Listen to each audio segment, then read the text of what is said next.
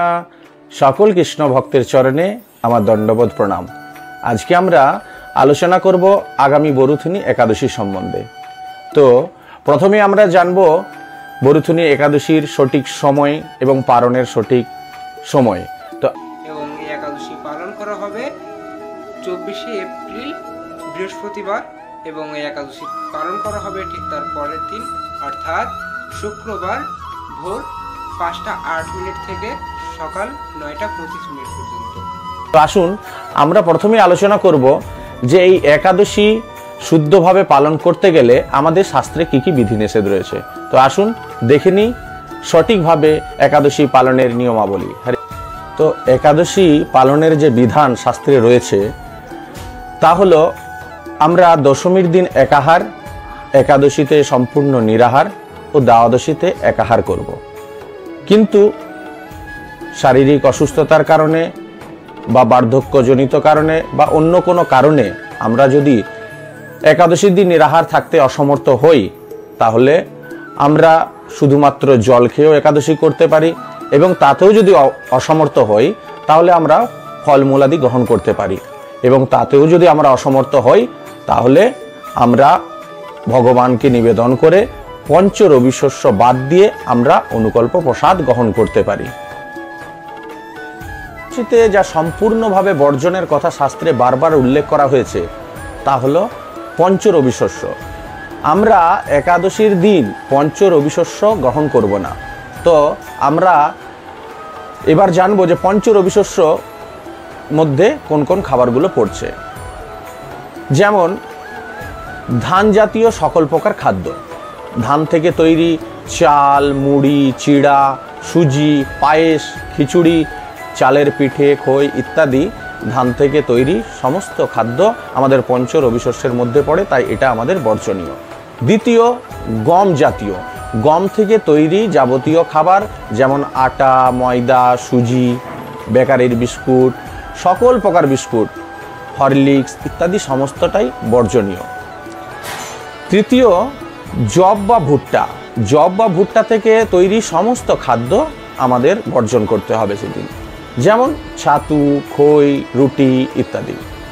আর চতুর্থ হচ্ছে ডাল জাতীয় সমস্ত প্রকারের খাদ্য, যেমন মুগ, মুসুরি, মাসকলাই, খেসারি, ছোলার ডাল, অড়হর ডাল, মটরশুঁটি, বরবটি, শিম এই সমস্ত ডাল জাতীয় খাদ্য আমাদেরকে সেদিন বর্জন করতে হবে।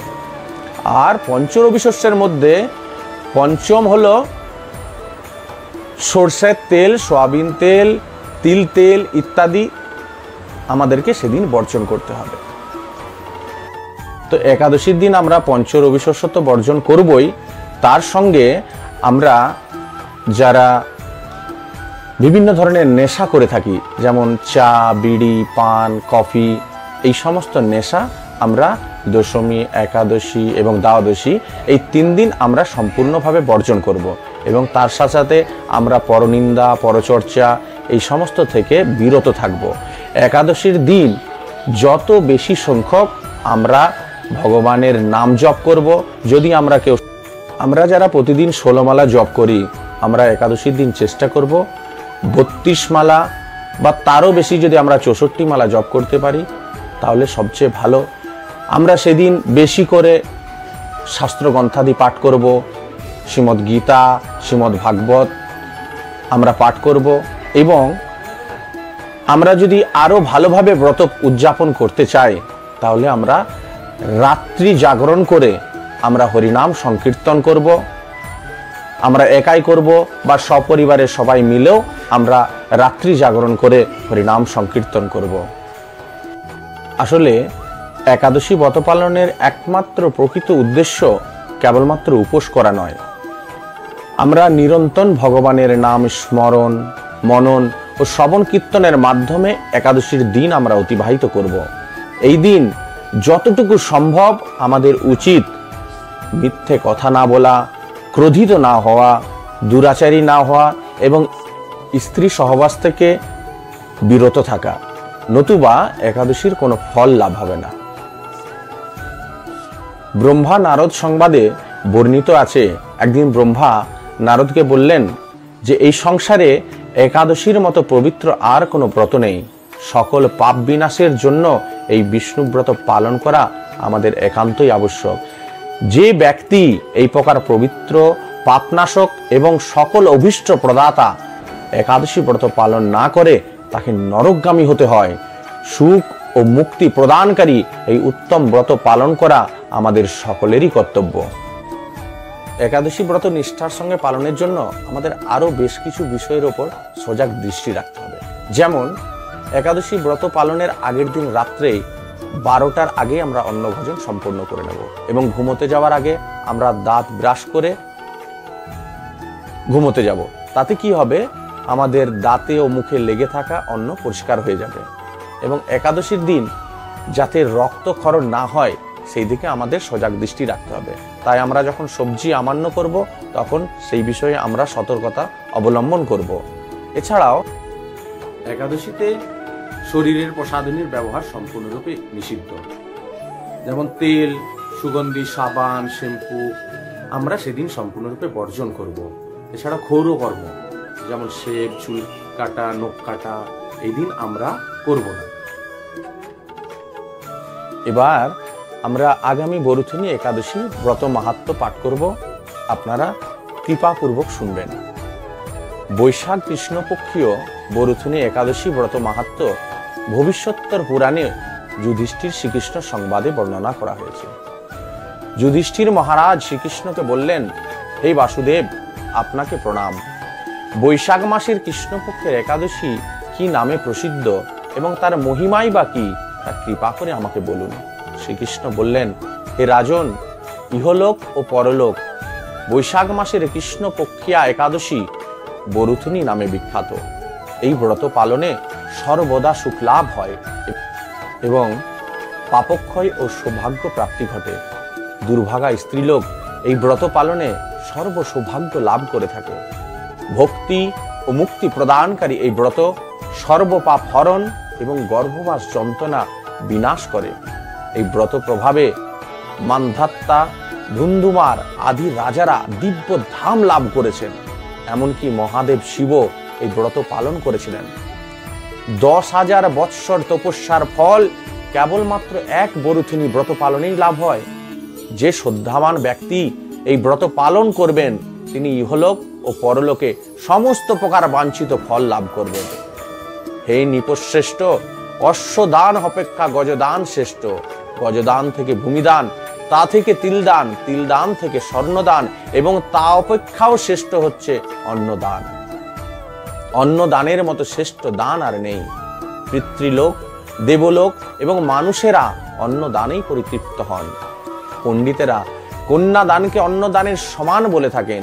স্বয়ং ভগবান গোদানকে অন্নদানের সমান বলেছেন।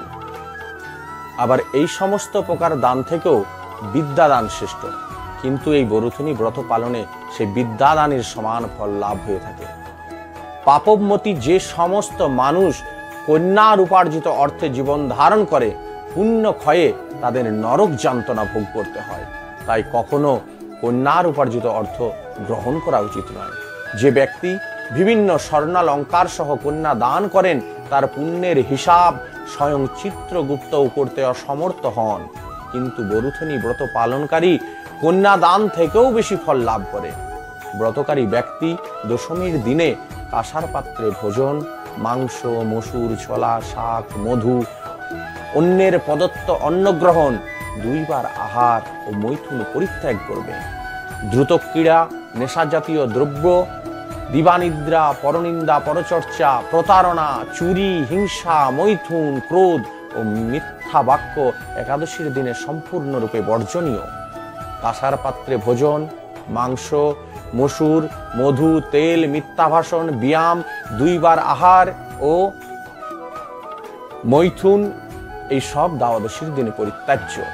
হে রাজন, এই বিধি অনুসারে বরুথনী ব্রত পালনে সকল প্রকার পাপের বিনাশ এবং অক্ষয় গতি লাভ হয়।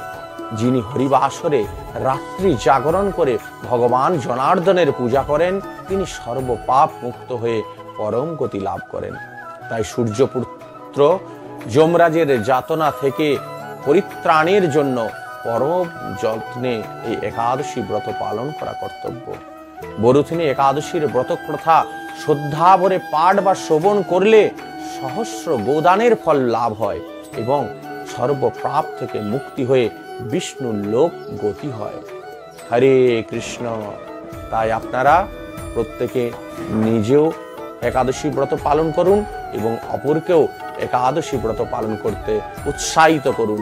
হরে কৃষ্ণ কৃষ্ণ কৃষ্ণ হরে হরে, হরে রাম রাম রাম হরে হরে। জগৎগুরু শিল প্রভুপাদ কি জয়। একাদশীর আগের দিন, দশমীর দিন, আমরা একাদশী পালনের যে সংকল্প রয়েছে সেই সংকল্প মন্ত্র পাঠ করে আমরা একাদশী পালনের জন্য ব্রত করব এবং একাদশীর পরের দিন দ্বাদশীতে যে নির্দিষ্ট সময়ের কথা আমরা উল্লেখ করেছি আগেই, সেই নির্দিষ্ট সময়ের মধ্যে আমরা পারণ মন্ত্রের দ্বারা আমরা পালন করব।